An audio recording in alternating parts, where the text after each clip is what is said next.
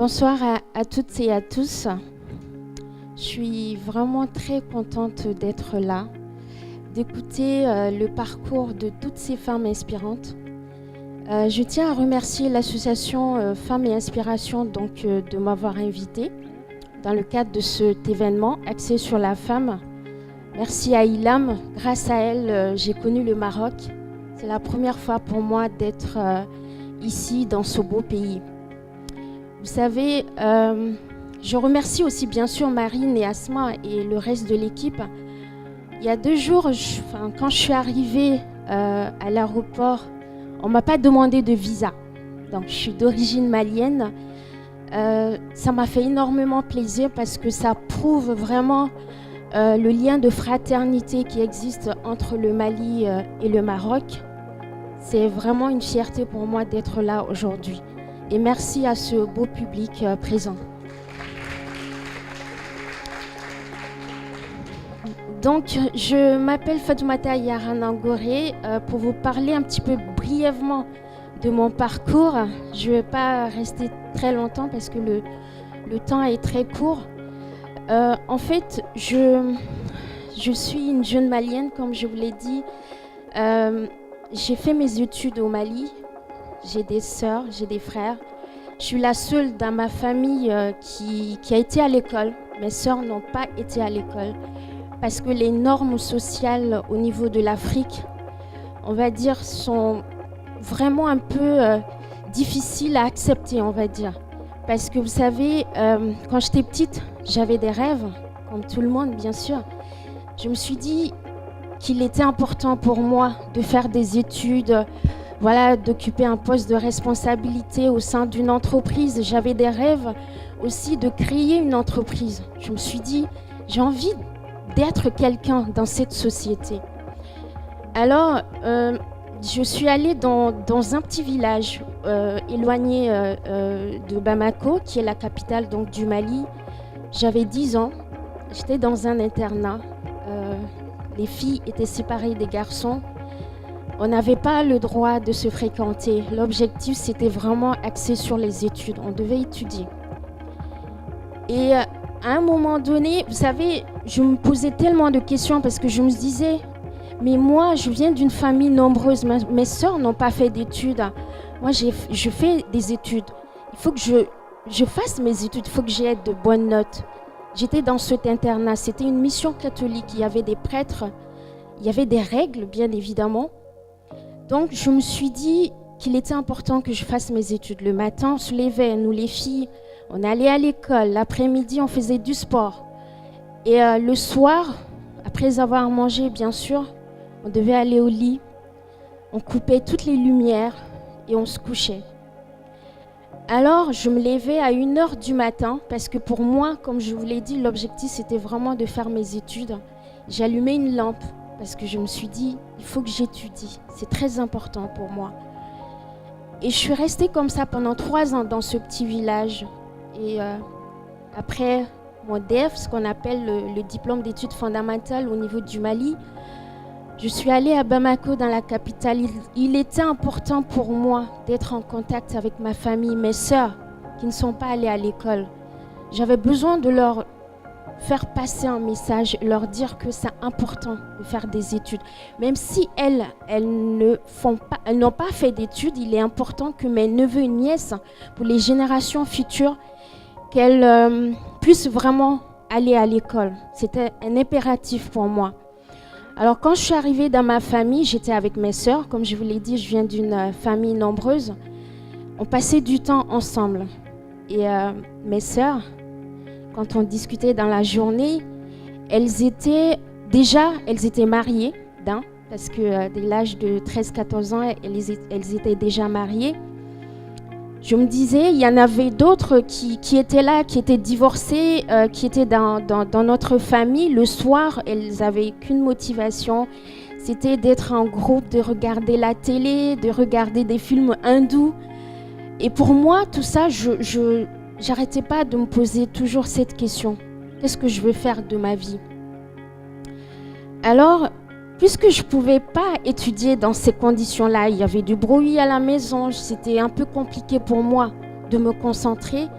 J'attendais que tout le monde se couche le soir et à minuit, 1h du matin, je me levais. Il n'y avait pas de lumière, comme vous vous rappelez dans ce petit village. Alors j'ai allumé une lampe encore une fois de plus. Je faisais mes études comme d'habitude. C'était tout le temps, c'était le train-train quotidien. Et puis, un matin, vers 3h, 4h du matin, je vois une jeune fille qui se lève, tout, comme moi bien sûr, qui se lève. Au moment où elle se levait, c'était le moment où je devais me coucher un petit peu en me disant que le lendemain c'est un autre jour, il faut se préparer pour aller à l'école. Je voyais cette jeune fille, c'était notre dame de ménage, enfin elle était jeune, elle avait 13 ans, très jeune je dirais, parce que c'est les normes sociales au niveau du Mali, dans pas mal de pays africains, où des jeunes filles quittent des villages pour pouvoir aller travailler en ville, gagner de l'argent. Et quand je la voyais, on avait presque le même âge, un jour je lui ai posé la question, elle s'appelait Ami, elle s'appelle Ami bien sûr, elle vit, je lui ai dit, Ami, je l'ai interpellée comme ça. J'ai dit, Ami, c'est quoi ton objectif dans la vie? Elle m'a regardée avec le sourire. Elle m'a dit, Fatou, toi, ton objectif, c'est de faire des études, d'occuper un poste de responsabilité, peut-être d'être ministre au Mali. Un jour, je te le souhaite. Mais moi, mon objectif, c'est de travailler quelques années dans la capitale malienne, de gagner de l'argent et de rentrer dans mon village, me marier et avoir des enfants. C'est tout ce que j'avais comme objectif. C'est tout ce que j'ai, comme objectif. Ça m'a fait réfléchir. Et vous savez, des jeunes filles comme Ami aujourd'hui, pour vous parler de la réalité, il en existe 130 millions dans le monde. À travers le monde entier, il y a 130 millions de jeunes filles qui ne vont pas à l'école. Et ça, c'est un problème. Et parmi les 130 millions, il y a 69 millions de jeunes filles qui ne vont pas à l'école en Afrique. Je vous parle aujourd'hui, je suis chargée de mission à l'UNESCO à Paris. Je travaille pour la délégation du Mali. Des fois, je participe à des réunions, bien sûr. Je participe au conseil exécutif. C'est tous les pays du monde qui sont présents dans une salle, des représentants qui parlent. On parle souvent de chiffres. On décide qu'on va aider tel pays parce qu'il faut le faire. Mais ce qui me fait mal, c'est vraiment d'entendre qu'il existe 69 millions de jeunes filles en Afrique qui ne vont pas à l'école. Ça, c'est un problème. Et si d'ici 2050, si rien n'est fait, je dis bien, si rien n'est fait, les pays les plus pauvres d'Afrique vont encore sombrer dans l'extrême pauvreté si on ne fait rien, si les gouvernants ne décident pas de faire quelque chose, si les pays ne font pas quelque chose, si les décideurs ne décident pas de mettre des actions en place, d'ici 2050, il y aura des problèmes. Des jeunes filles vont rester dans les mêmes conditions. En tant qu'employée de l'UNESCO, j'ai envie de vous parler de ces résolutions qui ont été adoptées au sein du Conseil exécutif à Paris. Ce n'est pas l'objectif. Je ne suis pas là pour parler de chiffres, mais je souhaite tout simplement que nous, les femmes, en tant que femmes, qu'il est temps pour nous qu'on se lève pour décider de notre avenir, parce que ce n'est pas les autres qui vont le faire. C'est pour ça que je remercie des actions comme l'association Femmes et Inspiration. Il en existe bien sûr bien d'autres dans le monde qui mettent en place des actions qui aident les femmes. Parce que la femme, elle est vulnérable. Je vous parlais tout à l'heure des normes sociales dans un pays comme le Mali. En général, c'est les hommes qui décident. Où on dit, oui, la femme, tu dois rester à la maison. Tu ne dois pas aller à l'école. Ta place, c'est auprès de ton mari. Tu n'as pas à décider de quoi que ce soit. Moi, je dis que les temps ont changé. Les choses doivent changer.